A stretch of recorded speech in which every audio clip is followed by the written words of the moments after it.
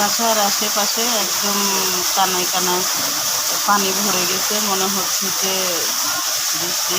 দেখুন কি পরিমাণে পানি জমে আছে।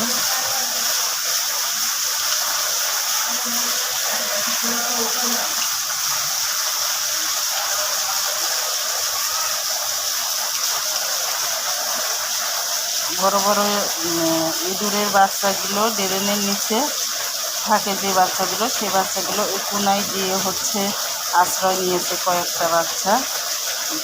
আসলে সবারই জানের মায়া আছে, প্রাণের মায়া আছে। এই দৃশ্যটা দেখে আমার এতটাই মানে আপসেট হলাম যে জানের মায়া কার নেই, প্রাণের মায়া কার নেই। সবাই বাঁচতে চায়, জীবজন্তু যারা আছে সবাই বাঁচতে চায়। দেখুন ওখানে গিয়ে একটু মাটির আশ্রয় পেয়েছে, খেলা করছে।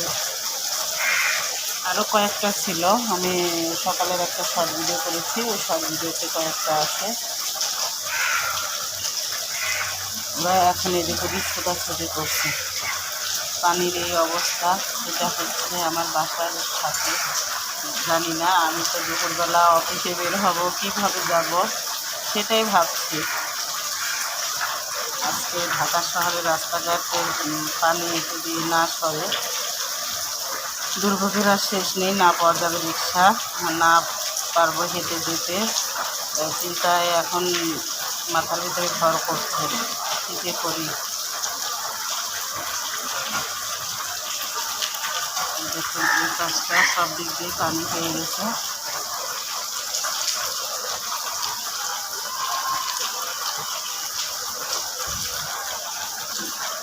এই ভিডিওটা সাধারণত করা হচ্ছে ইঁদুরের ওই বাচ্চাগুলো আপনাদের দেখানোর জন্য। আসলে জীবনের মায়া প্রত্যেকটা জীবজন্তুর আছে, এটা দেখানোর জন্যই আপনাদের ভিডিওটা করলাম আমি। দেখুন আমার সেই নিম গাছের তলায় পানিতে একদম ভরে গিয়েছে। নিম গাছটা সতেজতায় দাঁড়িয়ে আছে।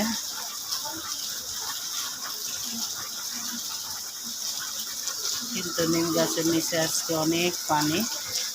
এই পানি হচ্ছে বৃষ্টির পানি, ড্রেন দিয়ে যেতে পারছে না সেই পানি।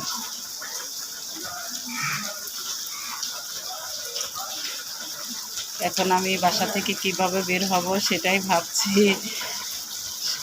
আমার এই ভিডিওটি কেমন লাগলো, ইঁদুরের ছানাগুলো ওইভাবে দেখাইতে পারলাম না। এগুলো হচ্ছে ড্রেনের ভিতরে থাকে, সেই বড় বড় ইঁদুরগুলো। আপনারা অবশ্যই ভালো থাকবেন, সুস্থ থাকবেন, আমার জন্য দোয়া করবেন।